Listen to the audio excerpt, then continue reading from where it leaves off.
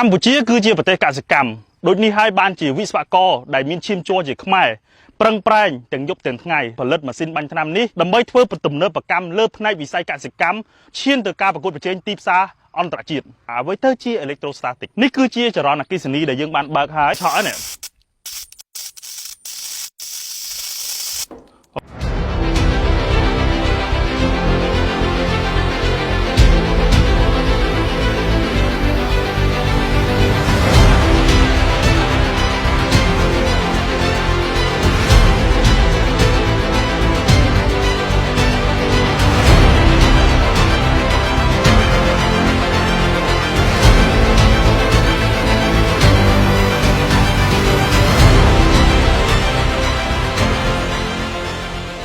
បងទាំងអស់គ្នានៅខាងឆ្វេងដៃខ្ញុំនេះគឺជាធុងសម្រាប់បាញ់ថ្នាំហើយសម្រាប់ធុងបាញ់ថ្នាំនេះគឺជួយបងប្អូនជាច្រើន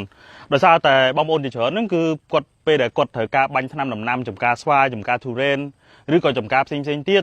គឺគាត់ពិបាកជាងគេគឺកម្លាំងពលកម្មហើយទី2គឺគេហៅថាបានកម្លាំងពលកម្មហើយក៏មិនប្រកាសថាយើងអាចបាញ់ទាន់ពេល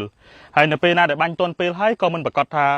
ការចំណាយរបស់យើងទៅត្រូវដែរព្រោះដោយសារតែការចំណាយរបស់យើងខ្ពស់អញ្ចឹងខ្ញុំថ្ងៃនេះខ្ញុំមានកិត្តិយសមែនទែនដែលបានក្រុមការងារ Go Green ហ្នឹងគាត់អញ្ជើញខ្ញុំឲ្យមកធ្វើបទបង្ហាញជាមួយនឹងផលិតផលមួយដែលផលិតដោយស្នាដៃកូនខ្មែរអញ្ចឹងជាការពេញចិត្តចេញពីបេះដូងរបស់ខ្ញុំតែម្ដងសម្រាប់ការធ្វើបទបង្ហាញព្រោះដោយសារតែភាគច្រើនខេមខាគឺគ្រប់គ្រងជាមួយនឹងផលិតផលក្នុងស្រុកដែលមានគុណភាពអញ្ចឹងដូច្នេះហើយបានតែខ្ញុំចង់បង្ហាញអំពី spec របស់ម៉ាស៊ីនបាញ់ថ្នាំនេះដែលវាប្រើប្រព័ន្ធអគ្គិសនីដើម្បីជំនួយធ្វើឲ្យmolecule ទឹកដែលចេញមកពីម៉ាស៊ីននេះគឺទៅជាប់ជាមួយនឹងស្លឹករុក្ខជាតិដែលបងប្អូនជាដំណាំរបស់បងប្អូនជាដំណាំហូបផ្លែឬក៏ជាដំណាំផ្សេងទៀតនៅក្នុងការប្រើប្រាស់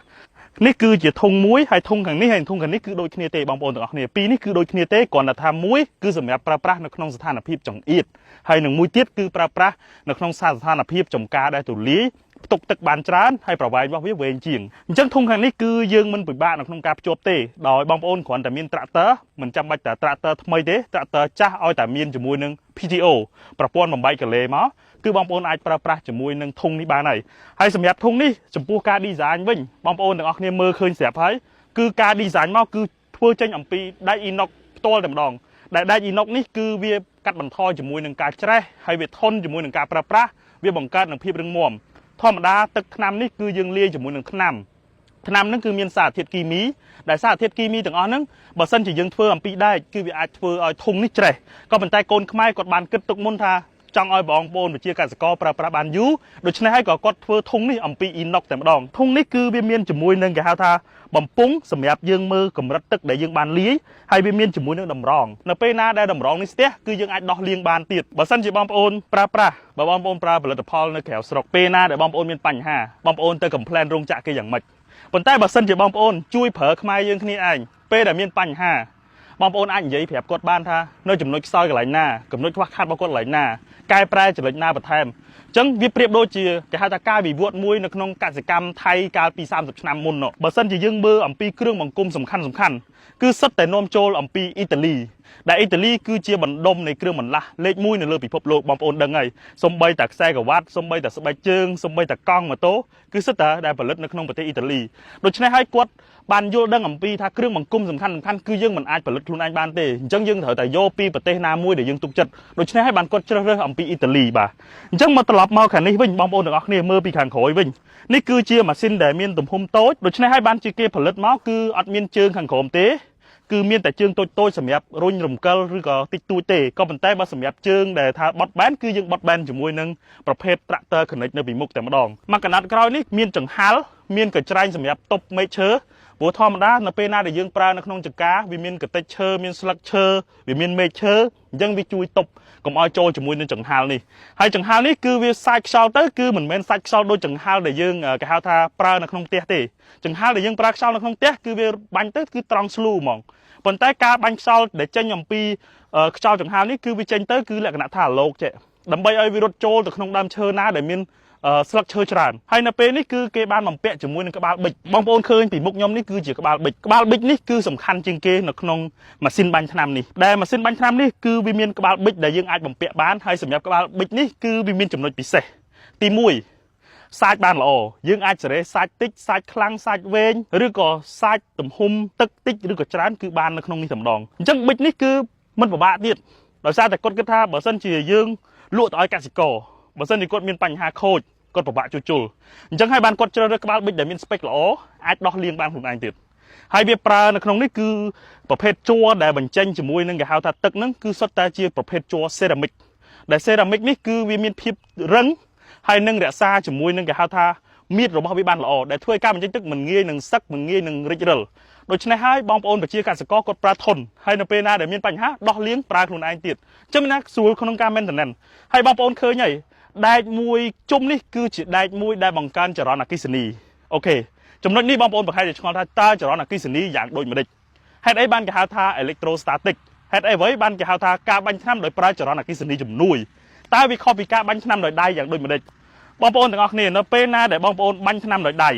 បងប្អូនអាចបាញ់ទៅសពនៅពេលណាដែលបងប្អូនប្រើក្បាលប៊ិចនេះបាញ់ជាមួយនឹងទឹកថ្នាំដែលយើងលាយស្រាប់គឺវាដកជាមួយនឹងពោលដកហ្នឹងគឺដកទាំងអស់តែម្ដងនៅក្នុងទឹកមួយគ្រាប់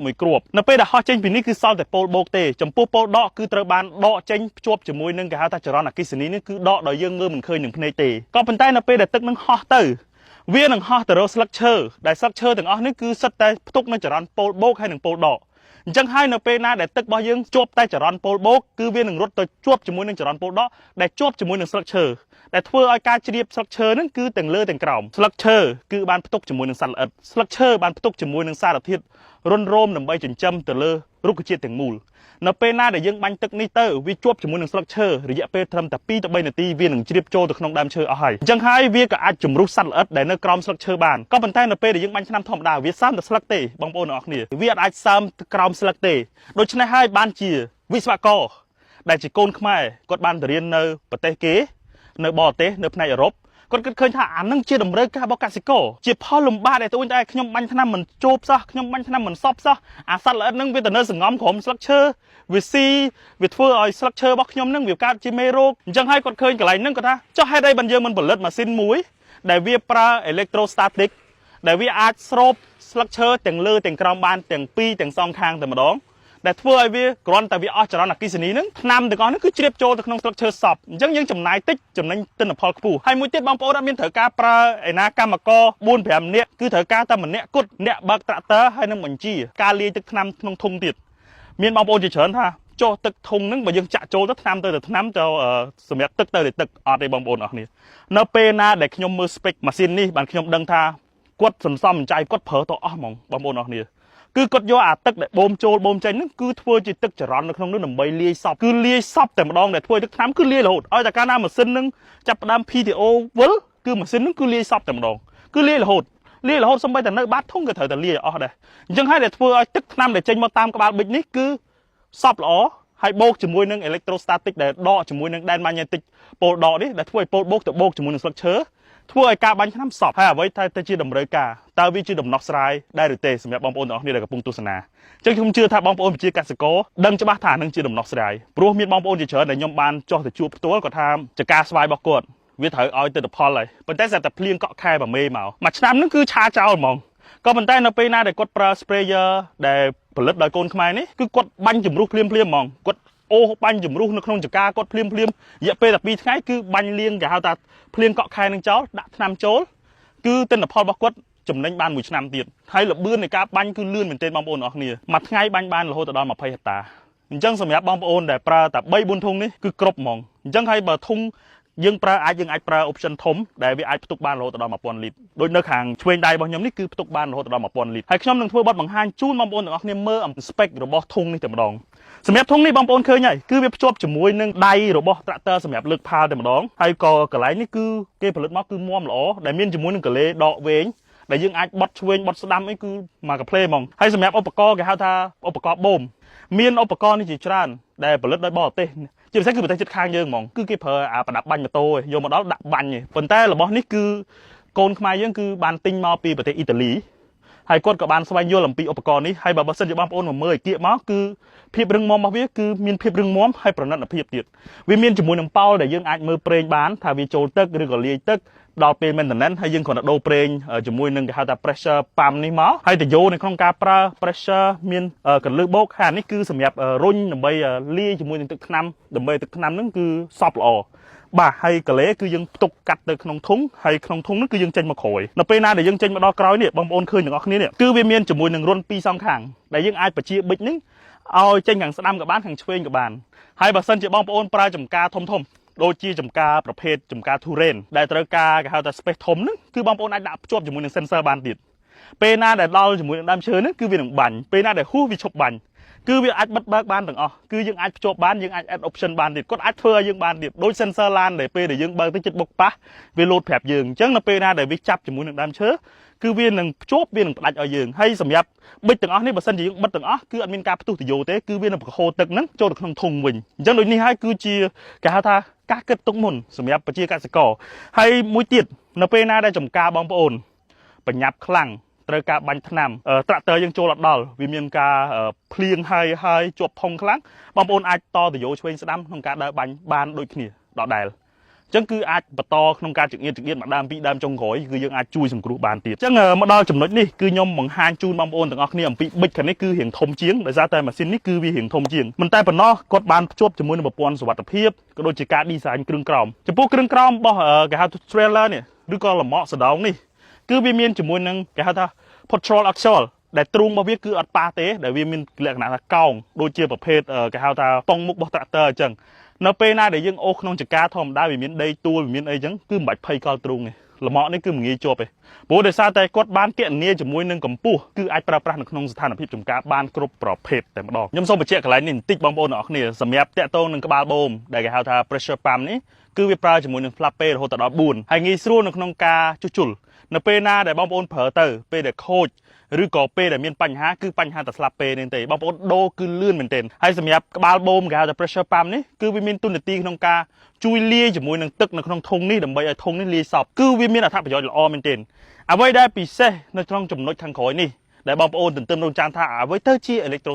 electrostatic គឺជាប្រព័ន្ធមួយយ៉ាងដែលយើងប្រើជាមួយនឹងអគ្គិសនីដើម្បីដកជាមួយនឹងប៉ូលដកសល់តែប៉ូលបូកដើម្បីឲ្យទទួលបានជាមួយនឹងទឹកដែលមានសារធាតុថ្នាំហ្នឹងគឺចូលសពទាំងលើទាំងក្រោមក៏ប៉ុន្តែបើសិនជាយើងបាញ់ធម្មតាជាប់ហើយស្រក់មកវិញក៏ប៉ុន្តែសម្រាប់ទឹកនេះគឺអត់ស្រក់មកវិញទេហើយដូចក្នុងរូបភាពដែលខ្ញុំបង្ហាញជូនបងប្អូនទាំងអស់គ្នានេះគឺជាស្លឹកស្វាយដែលបានបាញ់ថ្នាំខ្ញុំអាលោះយ៉ាងម៉េចក៏ដោយក៏វានៅតែជាប់ជាមួយនឹងទឹកហើយវាសពល្អដែលលក្ខណៈថាគ្រប់ម៉ូលេគុលរបស់វាមើលទៅគឺហាក់បីដូចជា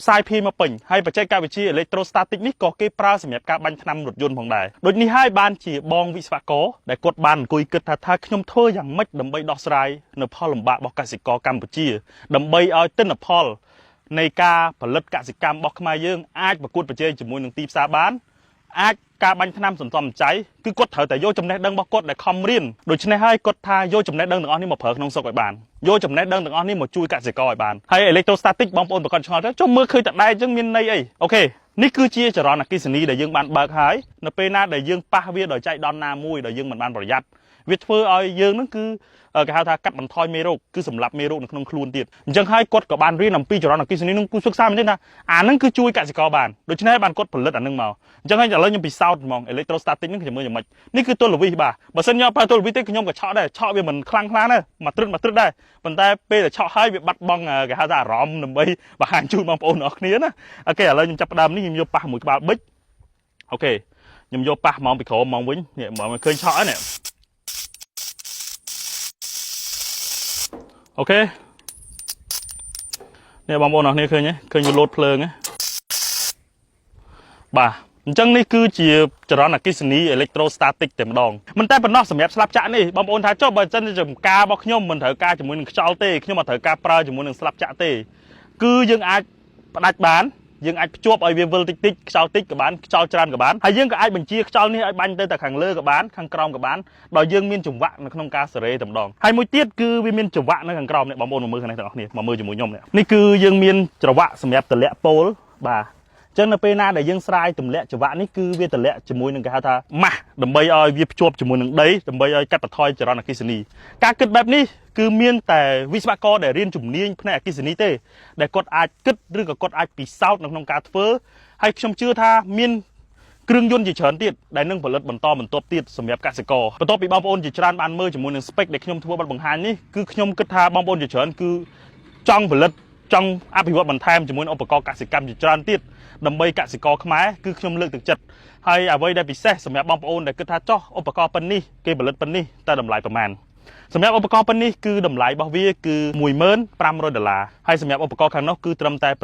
$6,500ตีบัดซันเชื่อบางคนมีจำการจานบางคนอาจโยมาเกะในเนื้อบ้านบางคนอาจโยมาเกิดบ้านถ้าบางคนกู้แต่ติงโยแต่เปล่าอัดตาวีรุ่ยคลุนอัดสำหรับการประสำหรับจำการเราจะดอมาปนเฮตาหรือกับ500เฮตาบางคนกู้แต่เลือกตึกจัดสำหรับวิศวกรขมายแต่กดบ้านตัวเรียนในเขียวประเทศแต่บางคนกู้แต่ติงหรือบล็อกขมายนี่ไอ้แต่สู้ใหญ่เนี่ยปลาหรือกับบางคนแต่ติงหรือบล็อกบอลเต้แต่ยัง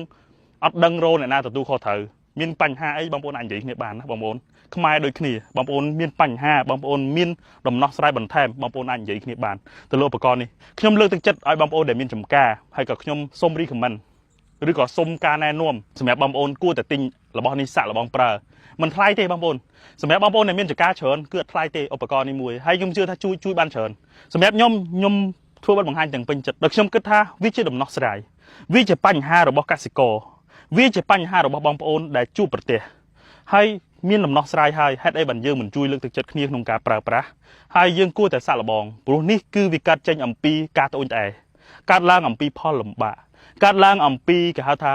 ปัญหาได้ขมิ้นดำนอกสไลด์จียูนำให้ตั้งไปโดนตายยังโดนได้มีปัญหาอุปกรณ์นี่คือเรื่องตะโพงได้ยังผลิตบานโดยสกขมายยังขนมสกมองให้โกนขมายตีจังยังคือท่ามาเมินเชี่ยมาบนสระหรือบองเผอจ้ะอัดขมน้องตีให้สำหรับบางบนได้จังติ้งบางบนไอ้ตุ่มเนี่ยตุ่มนกบานแต่เลยกรมหุ่นอังโกกรีนได้กดบ้านจำนายเปรี้ยวจำนางกำลัง